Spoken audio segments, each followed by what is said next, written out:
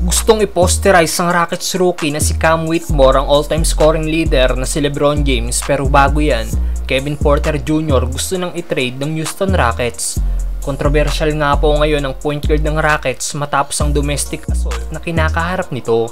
Matapos sasaktan niya ang kanyang nobya na si Kaiser Gondrezick na nagresulta sa pagkaka-hospital nito. At ngayon kumikilos na nga po ang team ni Porter Jr. ng Houston Rockets gusto nang i-trade ang nasabing point guard, na ayon sa report ni Shams ay willing daw magbitaw ng multiple draft picks ang Rockets ma-trade lang si Kevin Porter Jr.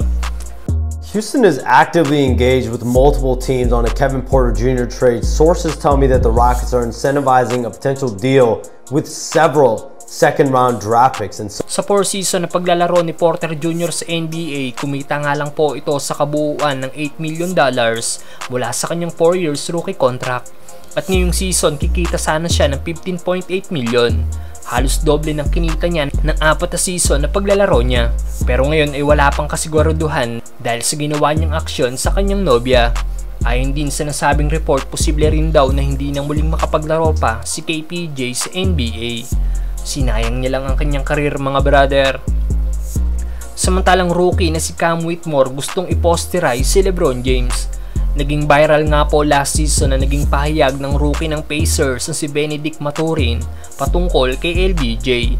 Dahil sa naging pahayag nito na hindi niya daw nakikita na may mas magaling pa sa kanya, kaya kailangan daw ipakita ni LeBron sa kanya na mas magaling siya dito. At ngayon isang rookie na naman ang isinama ang pangalan ng all-time scoring leader sa gusto niyang gawin sa paparating na season.